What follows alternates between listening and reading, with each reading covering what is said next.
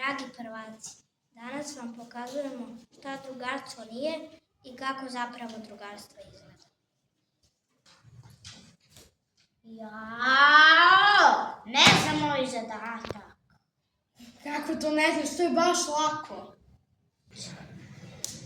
Jao, ne znam ovaj zadatak. Dođi, objasnit ću ti, samo treba ovako. Aha, sad mi je jasno. Drugarstvo je pomagati. Ovo je moje mjesto, beži dakle. Ali ja sam ovdje već selo. Ne zanima me, ustaj. Hoćeš da sedimo zajedno? Može, tako će nam biti zabavno. Prinesi stolicu.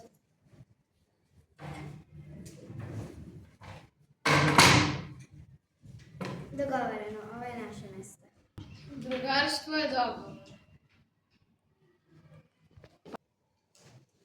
Hajde igramo fudbal. Može. Mogu i ja. Ne možeš ti, nisi dobar, samo smetaš. Hajde igramo fudbal. Važi. Mogu i ja. Naravno, bit će zabavnije kada se više. Drugarstvo je kada se svi igraju. Vidiš ništa ne znam. Bolje da igraš, ama.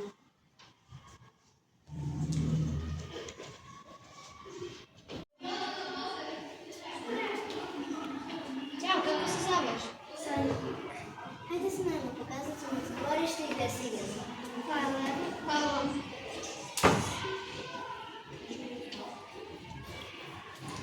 Drugarstvo je prihvatiti novog druga. Imam sandvič.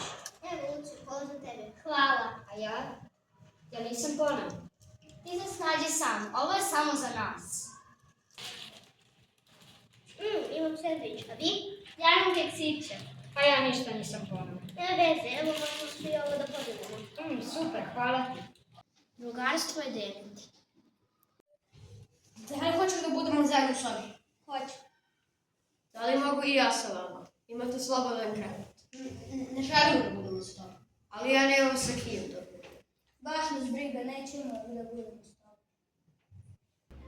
Da li hoćeš da budemo zajedno u sobi? Hoću.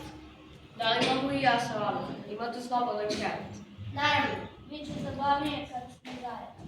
Drugarstvo je kada smo zajedno.